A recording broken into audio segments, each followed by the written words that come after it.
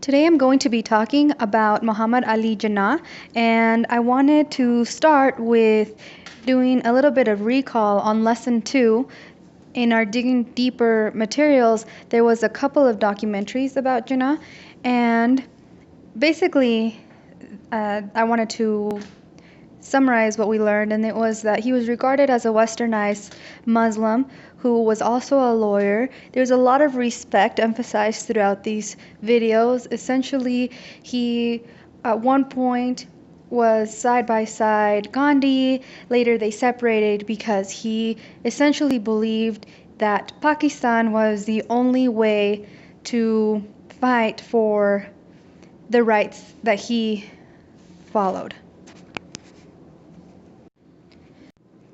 Something that I definitely thought stood out in the week's reading in Malala was related to Muhammad Ali, and it was a quote, and it starts with saying that Muhammad Ali Jinnah wanted the rights of Muslims in India to be recognized, but the majority of the people in India were Hindu. Then we had the partition, which happened in 1947. Then we go on to read a quote which says, "You are free to go to your temples, you are free to go to your mosques, or to any other place of worship in the state of Pakistan. You may belong to any religion or caste or creed that has nothing to do with the business of the state." And when we look at that, Malala's father then continues on to say, "The problem is that Jinnah negotiated a piece of the real estate for us, but he didn't have a chance to turn it into a welfare state." And I think that is an important notion that carries on into today's history. Off of that notion, we go on to learn about Pakistan today, and we learn that Pakistan is in the middle of a cloudy situation, tensions between Pakistan, India, and Afghanistan. Those issues are surrounded of terrorist, insurgent groups, and then Pakistan's own military. These have caused major casualties and division among the people. So that is why I would say that the number one influence that Jinnah has had is the same idea he tried to portray that is still being fought for, which was the separation of religion from the state. And you can go on to find more about this on that link, but it is definitely important. Just as important, I would say, is Jinnah's legacy, and that is what I would call his second influence. Because today, still in many political talks, his words resonate, and I think that a lot of the issues he was talking about are still appropriate issues that are being addressed in Pakistan currently and around the world, but his legacy definitely had talks about political corruption, religious freedom, women's rights, and education.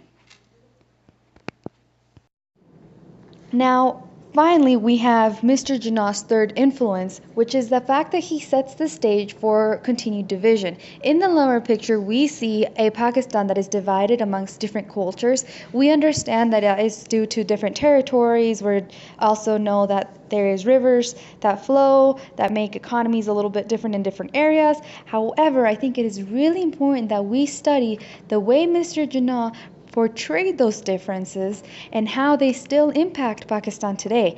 So, I'm going to share a clip of his voice and his speech where he demonstrates those thoughts. India and Muslim India must be separated because the two nations are entirely distinct and different, and in some matters antagonistic to each other.